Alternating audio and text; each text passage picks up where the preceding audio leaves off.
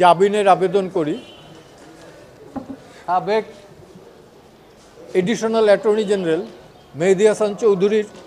পক্ষে, এবং উনি দীর্ঘ শুনানির পরে আদার সাইডে additional attorney general mister Jabbar Bhuiyan senior advocate তিনিও ছিলেন, তিনি বোল্ডলি অপোজ করছেন। তো আমরা আমাদের বক্তব্যের ভেতর থেকে আদালতকে কনভিন্স করতে পেরেছি এবং আদালত সন্তুষ্ট হয়ে 6 মাসের জন্য জামিন মঞ্জুর করেছেন।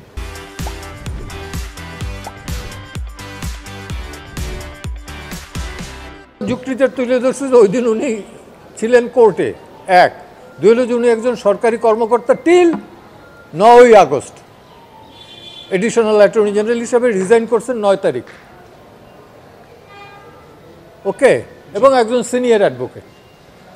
অ্যাডভোকেট বা কোনো অ্যাডভোকেট, এর আগেও আমি এটা বলি না যদিও, তবু আপনাদের অবগতির জন্য বলি, যখন আওয়ামী লীগ সরকারের আমলে দিদেন বারের সেক্রেটারি জয়নাল আবেদিনের বিরুদ্ধে ওই মতিঝিলে বাসে আগুন লাগাবার মামলা দেয়, আমি কিন্তু তার পক্ষে দাঁড়িয়েছিলাম, দাঁড়িয়ে একই কথা বলেছিলাম যে এটা একটা সুপ্রিম কোর্টের অ্যাডভোকেট কোনোদিন করতে পারে না, এবং বারের প্রেসিডেন্ট তো নাই। তো তেমনি আমি বলি যে আজকের যিনি এডিশনাল অ্যাটর্নি জেনারেল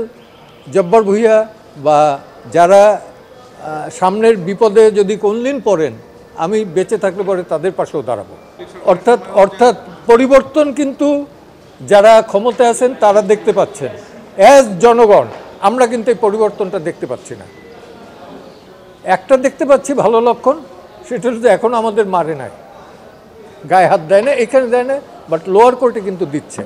যেটা অত্যন্ত ঘোরতর অন্যায়। পেশাগত কারণে কখনো কারো গায়ে বা ইনসাল্ট করা বা করা এটা ঠিক না, এবং অভিযুক্ত ব্যক্তিকে আদালতে আনার পথে এই যে ডিম বা পানির বোতল ছুঁড়ে মারা হয়, অশ্রাব্য ভাষায় গালিগালাজ করা হয়, এইটা অত্যন্ত ঘোরতর অন্যায় এবং আমরা তীব্র নিন্দা জানাই।